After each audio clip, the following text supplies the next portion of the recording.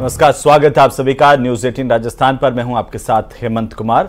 राजस्थान में तापमान कम होने का नाम नहीं ले रहा है। तेज धूप और गर्मी के चलते पानी की किल्लत लोगों की परेशानी को बढ़ा रही है। लोग हलकान हैं और समस्या का समाधान दूर दूर तक नजर नहीं आ रहा। ये रिपोर्ट देखिए।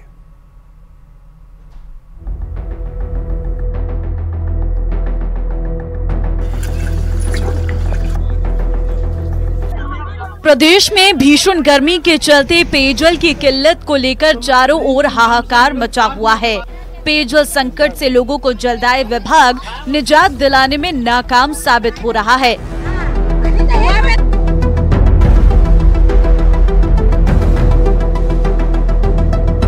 संपर्क पोर्टल पे जो मैंने शिकायतें करी थी उस पे भी झूठे आश्वासन देके झूठे ऊपर उधर से लिख के कि हमने शॉर्ट आउट कर दिए प्रॉब्लम को, लेकिन अभी तक कोई प्रॉब्लम शॉर्ट आउट नहीं है। टोंक शहर में RUIDP के अधिकारियों की लापरवाही खत्म नहीं हो रही, जिसके कारण भीषण गर्मी में लोगों को पीने का पानी नहीं मिल रहा। सब भी कर रहे हैं, कुछ भी नहीं है बेटा। सब जगह पानी आ रहा, हमारे 2-3 महीने में पानी नहीं आ रहा। पानी देना चाहिए, पता नहीं कब पानी दे देते हैं, कभी दिन में कभी क्या, पता ही नहीं चलता। कुछ पानी दे देते, एक मटकी भर गई, 2 मटकी भर गई, नल बंद कर दिया। 1.5 घंटा तो पानी आना चाहिए ना। पानी को लेकर मचे हाहाकार ने जलदाय विभाग के तमाम दावों की पोल खोलकर रख दी है। कलेक्ट्रेट स्थित कंट्रोल रूम में मिल रही पानी की किल्लत की शिकायतों को लेकर झुंझुनू कलेक्टर चिन्मय गोपाल फील्ड में अधिकारियों को लेकर पहुंच रही हैं। तस्वीरें चिड़ावा की हैं, जहां धूल फांकते दावों को लेकर कलेक्टर ने जलदाय विभाग के अधिकारियों को कड़ी फटकार लगाई।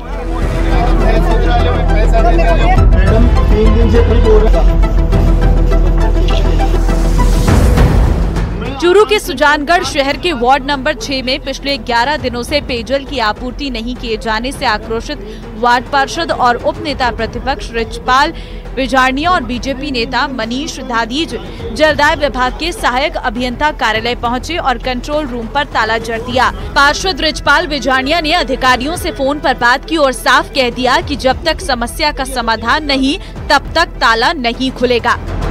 मैं आराम से मैडम 4 दिनों से बात कर आपका नंबर ले लिया इन्होंने। झुंझुनू की चिड़ावा उपखंड में पूर्व मंत्री ब्रिजेंद्र ओला के गांव अड़ावता में पेयजल संकट का सामना कर रहे ग्रामीणों के सब्र का बांध टूट गया। गांव की आक्रोशित महिलाएं पानी की टंकी पर चढ़ गई। कुछ महिलाओं ने चिड़ावा सुल्ताना मार्ग पर जाम तक लगा दिया।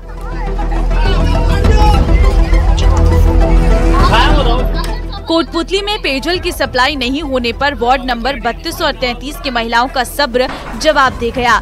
सैकड़ों की संख्या में महिलाएं जलदाय विभाग पहुंची और मटके फोड़कर कार्यालय को ताला जड़ दिया।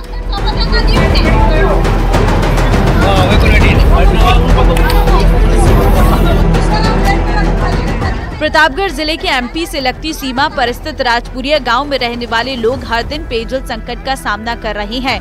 पीने के पानी के लिए ग्रामीण रोज सुबह सुबह 1 से 2 किलोमीटर दूर तक भटकते नजर आते हैं। गाँव में पानी की समस्या, पानी हुआ है सरकारी में, उसमें पानी। कुल मिलाकर प्रदेश की जनता का हलक सूखता जा रहा है, क्योंकि जिम्मेदार सरकार की मंशा पर पानी फेरते हुए जनता तक राहत नहीं पहुंचा रहे।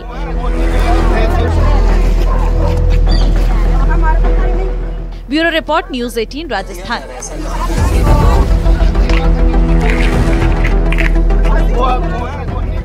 तो वहीं राजस्थान में भीषण गर्मी पड़ रही है। रेतीले धोरों पर तो और भी ज्यादा बुरा हाल है। रेत भट्टी की राख की तरह से तप रही है। देखिए कि मात्र आखिरकार 20 मिनट में रेतीले धोरों पर अंडे का ऑमलेट कैसे बन गया।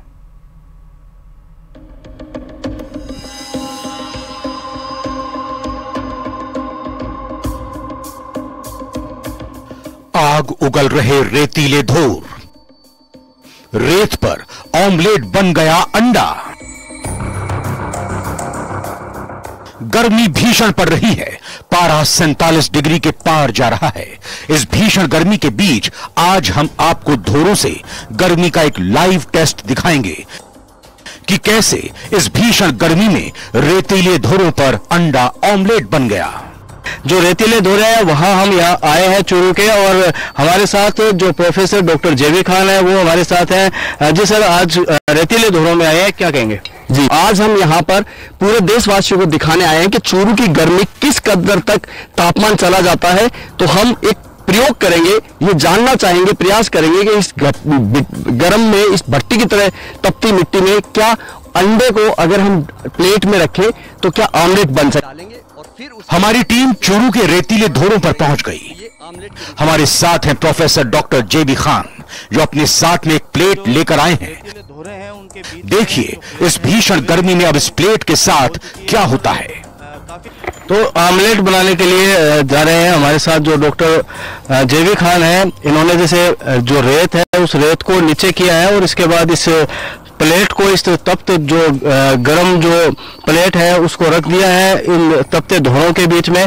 और अब इनसे जानेंगे सर कितनी देर तक इसको रखोगे? अगर हम प्लेट को 10 मिनट रखेंगे तो 10 मिनट में ये गर्म हो जाएगी। तो 10 से 20 मिनट अगर इस प्लेट को यहाँ छोड़ेंगे तो ये इतनी गर्म हो जाएगी कि अंडा डालने के बाद ये ऑमलेट फॉर्म में आ जाएगा। और 20 से 25 मिनट इंतजार करेंगे और हमें यहाँ से जाना पड़ेगा, क्योंकि हम अगर यहाँ खड़े रह गए उस मिट्टी में तो हम खुद ऑमलेट बन जाएंगे। तो जब तक 10 से 15 मिनट का समय निकलता है हम किसी छांव वाले स्थान पे जाकर डालेंगे। और फिर गर्मी बहुत है, छांव में जाना ही बेहतर है।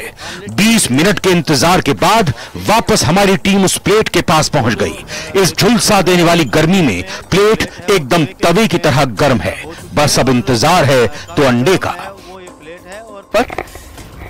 तो जो रेतीले धोरे हैं उनके बीच में जो प्लेट है वो तवे के रूप में हो चुकी है और काफी गर्म है वो ये प्लेट है। और जो डॉक्टर जेबी खान है वो जो अंडा है उस अंडे को तोड़ा है इन्होंने, और अब इससे जो आमलेट की प्रक्रिया है वो यहाँ शुरू हो रही है।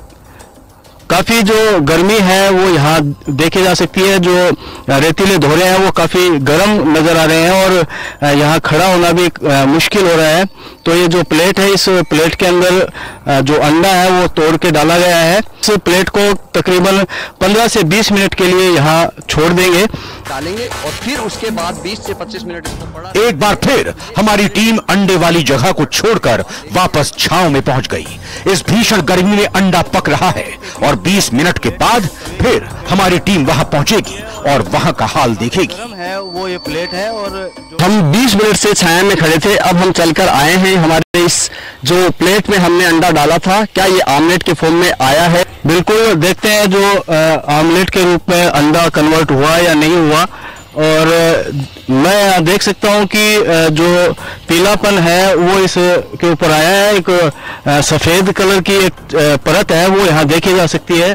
क्या कहेंगे, ये तैयार है अंडा? देखिए, जो हमने अंडा रखा था ये इस गर्मी के कारण ऑमलेट के रूप में ये कन्वर्ट हो गया है। ये जो जैसे ही जो आप देख रहे हैं पहले एकदम ट्रांसपेरेंट था ये अंडा, लेकिन अब धूप के कारण ये सफेदी आ गई है। जो बाहर वाला सफेद पार्ट होता है वो ऑमलेट के रूप में ये कन्वर्ट हो गया है। डालेंगे और फिर उसके बाद 20 से 25 मिनट। तो आपने देखा किस तरह से रेतीले धोरों पर भीषण गर्मी से ऑमलेट तैयार हो गया है और ऑमलेट बिल्कुल खाने लायक है।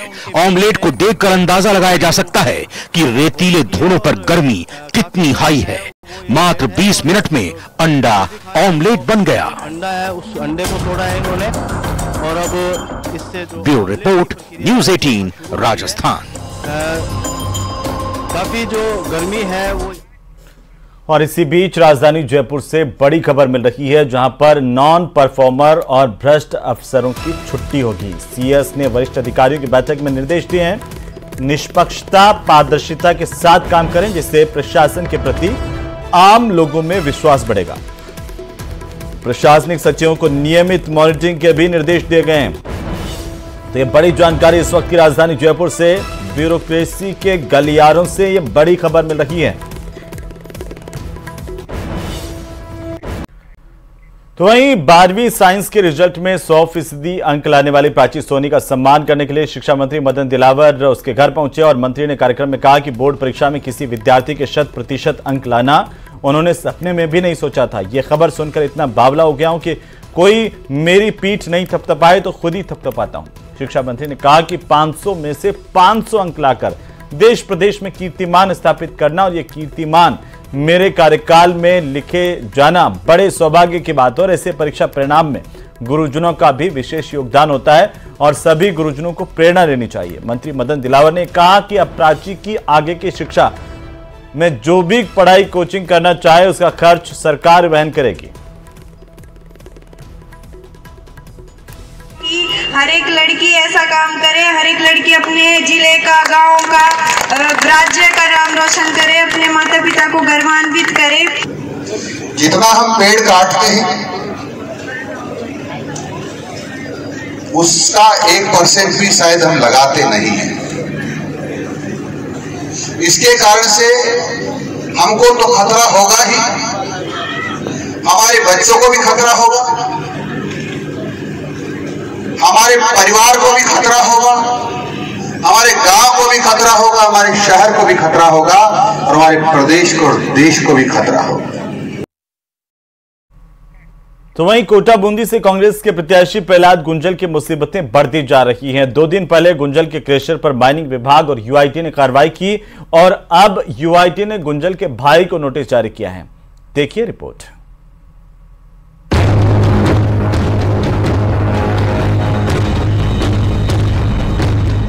बीजेपी छोड़ कांग्रेस में आए पूर्व विधायक प्रहलाद गुंजल की मुश्किलें बढ़ती नजर आ रही हैं। पहले गुंजल के क्रेशर पर कार्रवाई हुई। गुंजल और उनके भतीजे पर माइनिंग विभाग और यूआईटी ने केस दर्ज किया। अब गुंजल के भाई राम रतन गुंजल को नगर विकास न्यास ने नोटिस जारी किया है। ये नोटिस यूआईटी की भूमि पर गौशाला के संचालन को लेकर जारी किया गया है। यूआईटी ने बताया है कि बंदा धर्मपुरा में राम रतन गुंजल एक गौशाला का संचालन करते हैं और वो भूमि यूआईटी की है, यानी उस पर अवैध अतिक्रमण, अवैध कब्जा हो रखा है। ये भूमि जिसे बताया है कि खसरा नंबर 226 जो कि यूआईटी के खाते में दर्ज है और लंबे समय से इस पर गौशाला का संचालन प्रहलाद गुंजल के भाई राम रतन गुंजल कर रहे हैं। यूआईटी की तरफ से जारी नोटिस में बताया कि अगले 3 दिन में अगर इस भूमि से इस अतिक्रमण को नहीं हटाया तो यूआईटी की तरफ से इस पूरे मामले में कार्रवाई की जाएगी। गुंजल और उनके परिवार पर जिला प्रशासन की ओर से की जा रही कार्रवाई के बाद गुर्जर समाज लामबंद हो गया है। गुर्जर समाज ने चेतावनी दी है कि अगर राजनीति से प्रेरित कार्रवाई नहीं रोकी गई तो गुर्जर समाज सड़कों पर उग्र आंदोलन करेगा। तो हाथ जोड़ के निवेदन है बदललाल सरकार से अपनी नीतियों को सुधार ले और अपने कोटा के आईजी से कह दे तुरंत कार्रवाई रोके, नहीं तो बड़ा आंदोलन होगा जिसमें ट्रेन रोकी जाएगी, हाईवे रोके जाएंगे। आग्रह करता हूं कि श्री प्रहलाद गुंजल साहब जो कि एमपी कोटा के प्रत्याशी हैं, उनको बार बार परेशान किया जा रहा है, अनगल तरह से उन पर दबाव बनाया जा रहा है। उसमें वन विभाग, यूआईटी वाले और प्रशासन, पुलिस विभाग की तरफ से दबाव बनाया जा रहा है। फिलहाल प्रशासन गुंजल और उनसे जुड़े लोगों पर एक्शन मोड में है।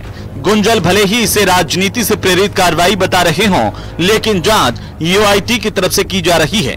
देखना होगा इस मामले में यूआईटी दबाव में आती है या गुंजल के बाद गुंजल परिवार पर भी अपनी कार्रवाई जारी रखती है। न्यूज़ 18 राजस्थान के लिए कोटा से हिमांशु मित्तल की रिपोर्ट।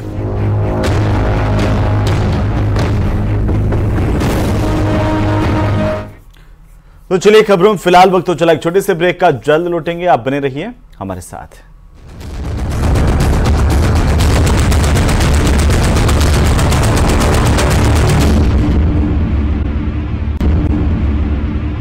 तो चलिए ब्रेक के बाद एक बार फिर से आपका स्वागत। सोने के बढ़ते दामों ने होश उड़ा रखे हैं आम आदमी की, और इससे सिर्फ आपकी ज्वेलरी ही महंगी नहीं हो रही बल्कि इसका असर बनारसी साड़ियों पर भी पड़ रहा है। बनारसी और कांजीवरम साड़ियों में सोने चांदी के तारों का इस्तेमाल होता है, लेकिन सोने चांदी के आसमान छूते दामों से इन साड़ियों के ऑर्डर अब डंप हो रहे हैं। रिपोर्ट देखिए।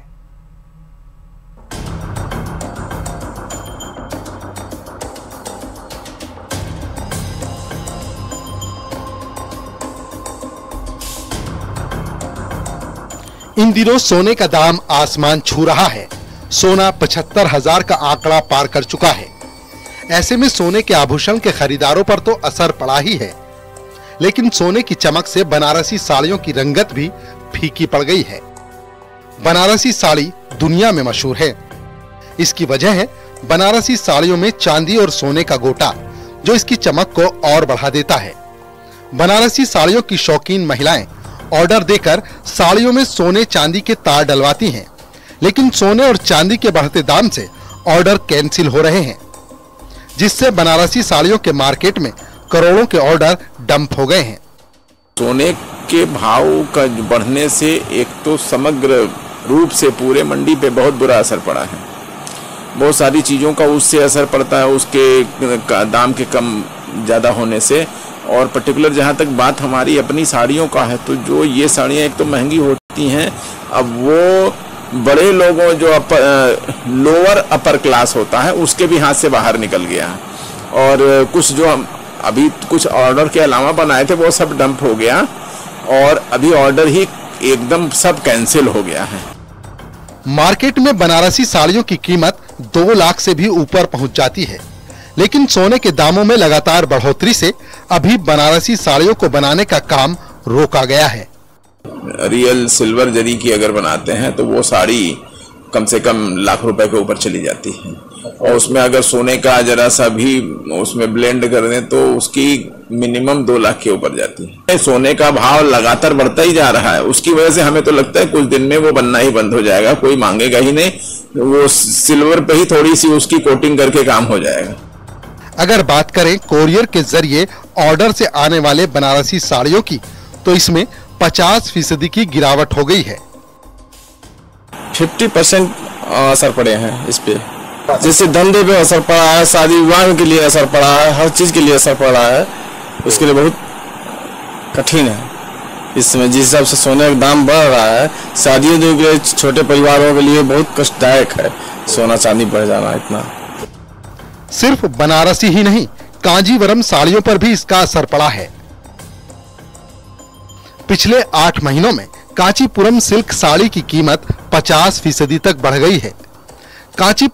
तो चलिए इसी के साथ ही इस बुलेटिन में फिलहाल इतना ही। आप देखते रहिए न्यूज़ 18 राजस्थान। नमस्कार।